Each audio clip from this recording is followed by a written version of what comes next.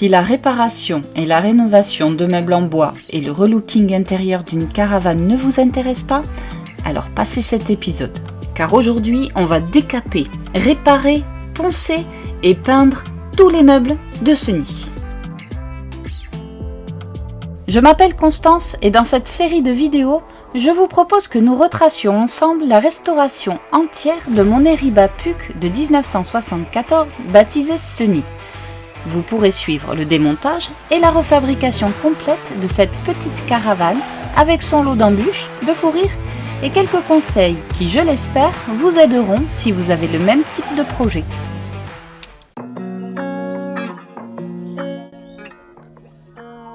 Allez, c'est parti.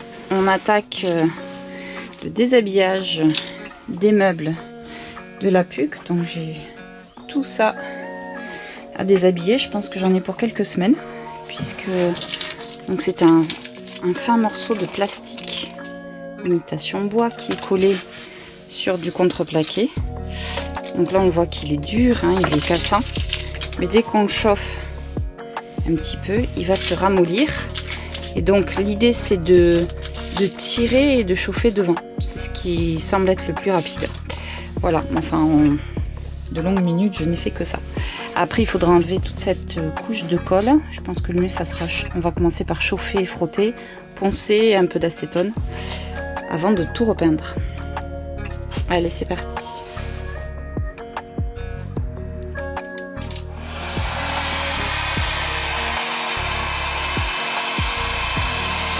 On voit le plastique qui se ramollit. Donc après, il faut juste tirer. Voilà, devant, chauffer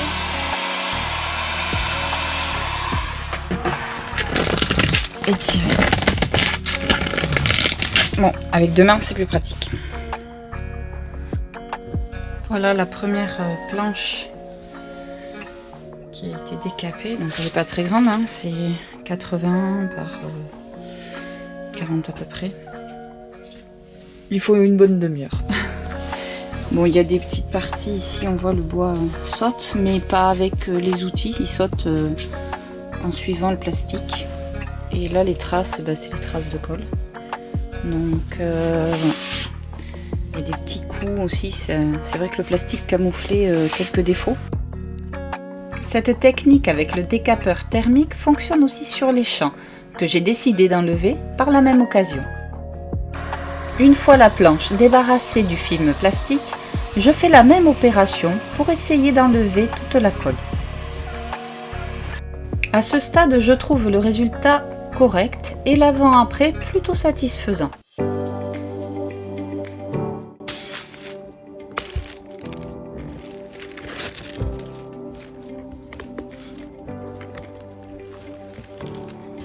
Alors aujourd'hui, on va passer le fer à repasser dans la caravane, enfin, plus particulièrement sur les meubles, parce que hier j'ai fait du décapeur thermique. Il m'a fallu bien 2 heures pour enlever la totalité du plastique, enfin c'est du Vanilla sur les meubles. C'est beaucoup trop long, c'est beaucoup trop long, 2 heures pour une porte. Par contre j'ai un copain, une petite bête du bois qui m'a dit essaye le fer à repasser.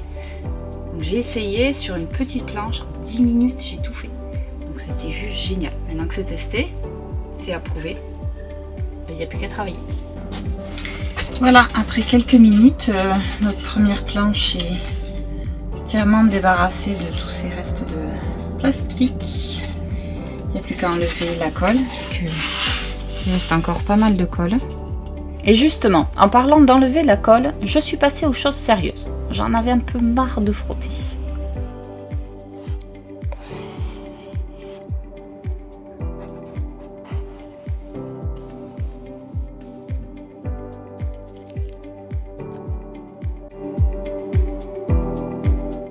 Les techniques de décapage étant maintenant éprouvées, je me lance dans les mesures et le démontage de tous les morceaux.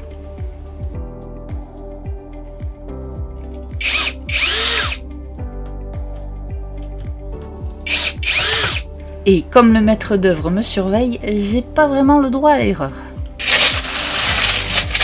On travaille sur ce morceau de bois. du papier sulfurisé. Je pose.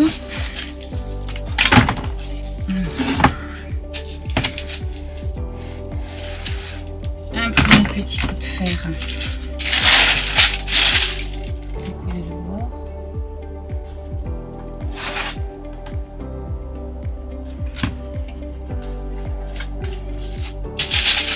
Une fois qu'on a attrapé le bord, on continue. On chope, on tire.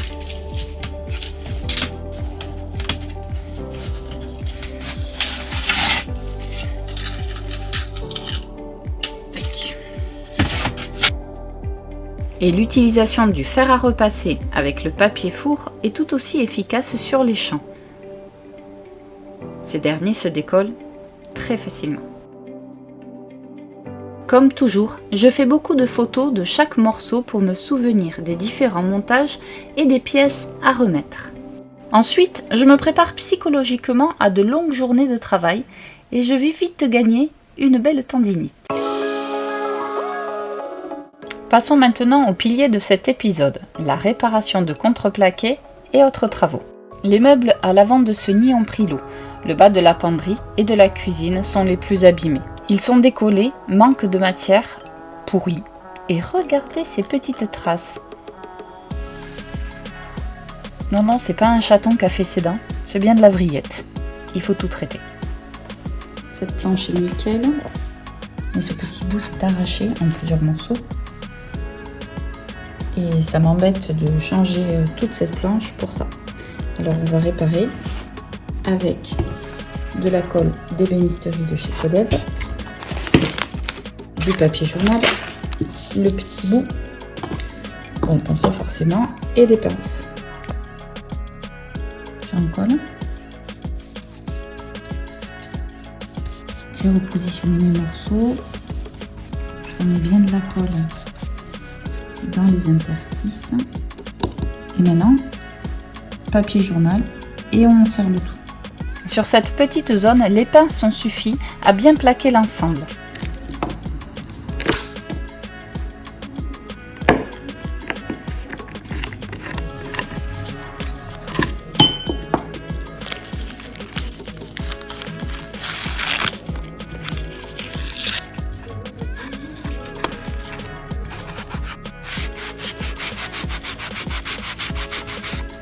Il reste des traces de papier. Il sera caché lors de la peinture.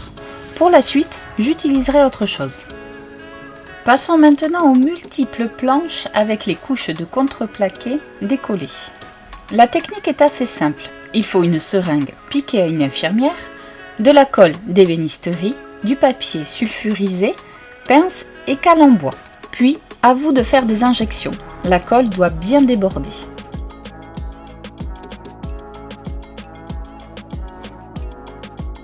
Je mets ensuite un morceau de papier sulfurisé, des cales, ici des tasseaux, et je serre le tout avec des pinces.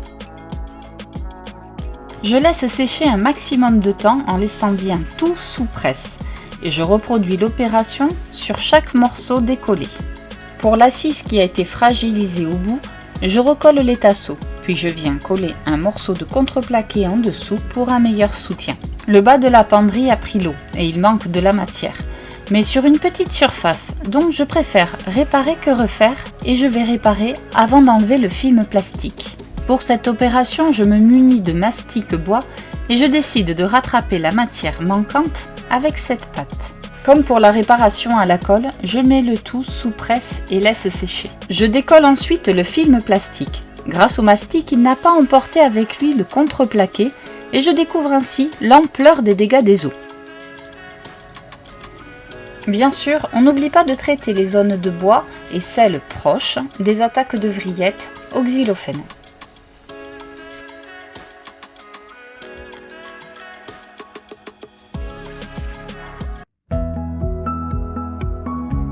La partie verticale d'une des assises a été très difficile à décaper. J'y ai passé bien 2 heures et je vous dis pas les bras. Sur cette photo, c'est celle de gauche. On voit l'énorme couche de colle restante.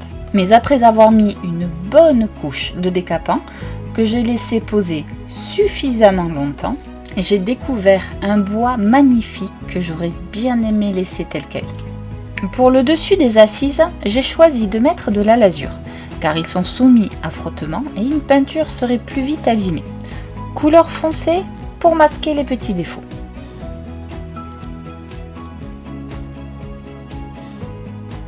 Voilà pour cette avant-après assise. Pour les protéger, je passe ensuite 2 couches de vernis meuble sur ces planches.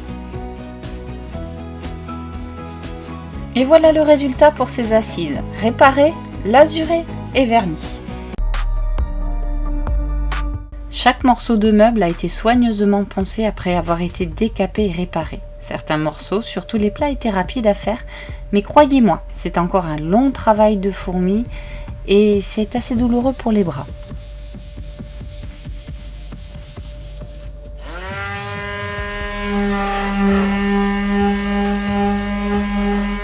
Je passe d'abord une petite ponceuse triangulaire avec plusieurs grains.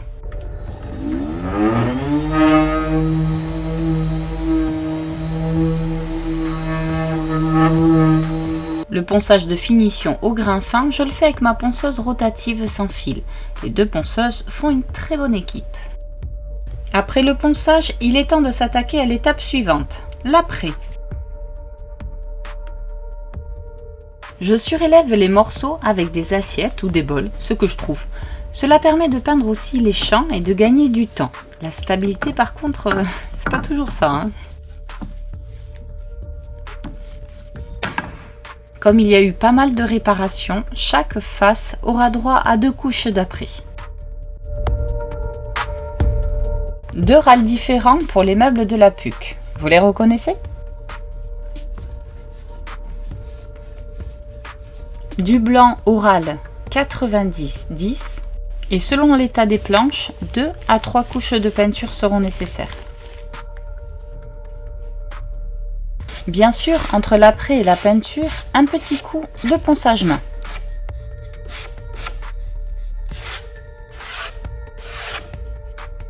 Ce sera ensuite du beige pour les portes, râle 10-15.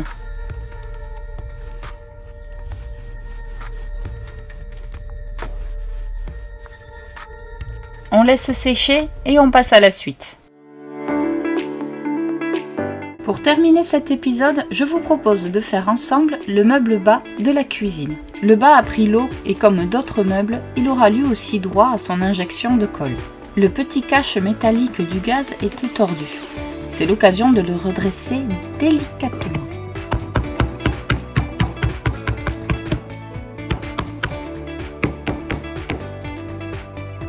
Les renforts en bois trop abîmés seront changés et la structure sera renforcée.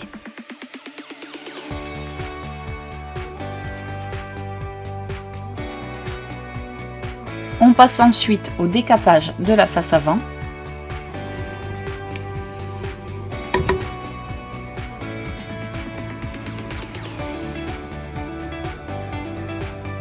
Tous les éléments sont maintenant bien décapés. Après séchage, ils seront tous poncés. Enfin, vous connaissez la suite maintenant.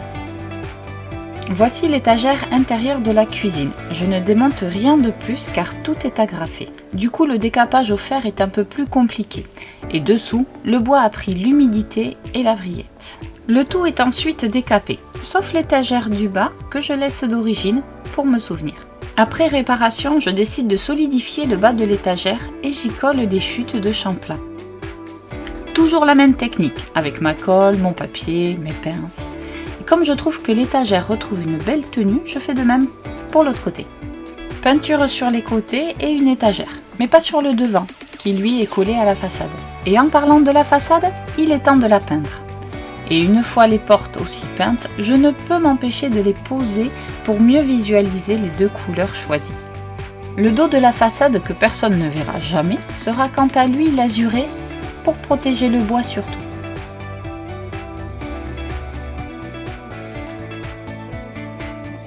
Pièce maîtresse de cette petite cuisine, je vous propose de relooker le tiroir de la PUC. Vous êtes maintenant rodés. On décape, on ponce, on met un peu de lasure sur la partie intérieure et on va décorer l'extérieur. Peinture blanche sur la face extérieure. Ensuite, je mets du rotin à tremper, puis sous-presse pour qu'il s'aplanisse. Je mets de la colle sur la façade, puis je pose de nouveau un poids dessus et je laisse sécher. La colle a bien pris. Il est temps de couper l'excédent de rotin.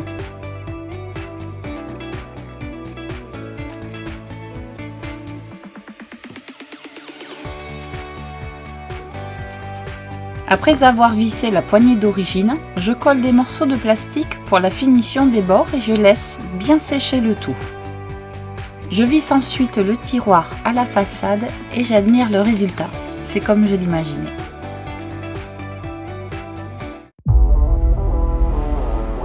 Dans le prochain épisode, on va rénover le dessus de la cuisine en mélaminé, remonter les meubles qu'on vient de refaire et on va poser du joint au soleil couchant.